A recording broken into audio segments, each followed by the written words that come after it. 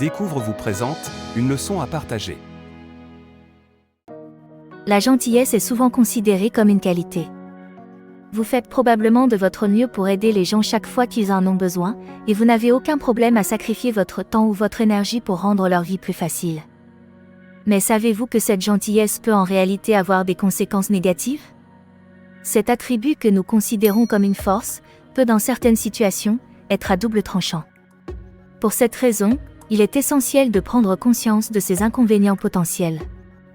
Dans cette vidéo, nous examinons cette manière dont la gentillesse, malgré vos meilleures intentions, peut réellement ruiner votre vie.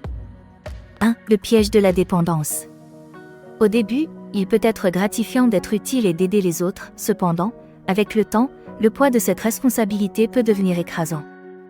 Lorsque vous faites toujours plus qu'il n'en faut pour répondre aux besoins des autres, ils peuvent commencer à compter sur vous constamment.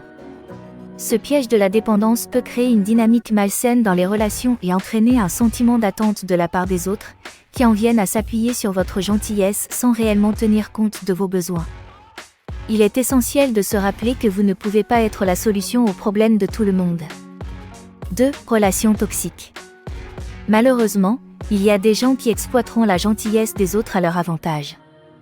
Être excessivement gentil attire souvent des individus qui profitent de votre nature généreuse. Lorsque vous privilégiez constamment les besoins et le bonheur des autres sans tenir compte de vous-même, vous devenez vulnérable à la manipulation et au mauvais traitement. Ces relations toxiques peuvent épuiser votre énergie, éroder votre estime de vous et avoir un impact négatif sur votre santé mentale. Donnez quand cela est nécessaire ou approprié, mais sachez que vous ne devez rien à personne.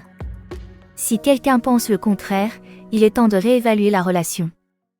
3. Encouragez les comportements destructeurs. Quand vous pardonnez, accommodez et soutenez continuellement les autres sans les tenir responsables de leurs actions, vous renforcez involontairement les modèles négatifs et découragez la croissance personnelle. En protégeant les autres des conséquences de leurs actes, vous entravez leur capacité à réfléchir, à apprendre et à effectuer des changements positifs. Encourager quelqu'un à rechercher de l'aide ou le confronter à son problème est une approche bien plus efficace. 4. Érosion des limites. Lorsque la gentillesse devient synonyme de disponibilité constante et de sacrifice de soi, il devient difficile d'établir et de maintenir des limites saines. Sans limites claires, il devient difficile de définir et de protéger vos propres besoins, désirs et espaces personnels. Vous vous retrouvez constamment à donner, mais rarement à recevoir, ce qui peut vous faire sentir utilisé et sous-estimé.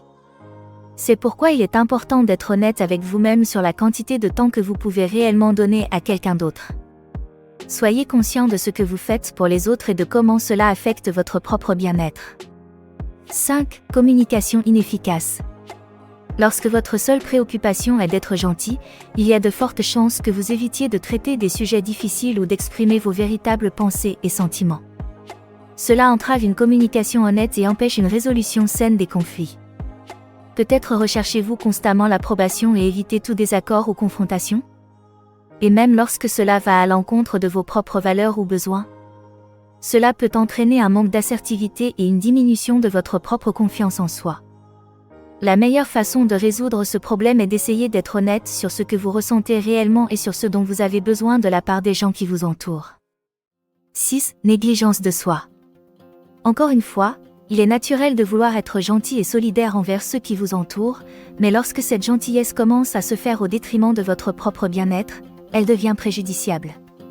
Mettre constamment les autres en premier lieu peut conduire à négliger vos propres besoins physiques, mentaux et émotionnels. Ce qui peut entraîner l'épuisement, le ressentiment et des problèmes de santé tels que les maladies liées au stress ou la dépression. Négliger votre bien-être personnel peut également avoir un impact sur vos relations et sur votre qualité de vie globale, car vous pourriez ne pas avoir l'énergie ou la capacité à poursuivre vos propres objectifs. Vous n'avez pas besoin d'être un martyr pour être gentil, car en réalité, la meilleure façon d'aider les autres est souvent de prendre soin de vous en premier. Cette stagnation de votre développement personnel. En choisissant toujours la gentillesse, vous pourriez vous priver de l'opportunité de devenir plus résilient et de vous améliorer. En effet, la croissance nécessite souvent de sortir de sa zone de confort, d'affronter des difficultés et de prendre des risques. Cependant, si vous accordez constamment la priorité au confort des autres au détriment de votre propre développement personnel, vous risquez de rester bloqué dans un état stagnant.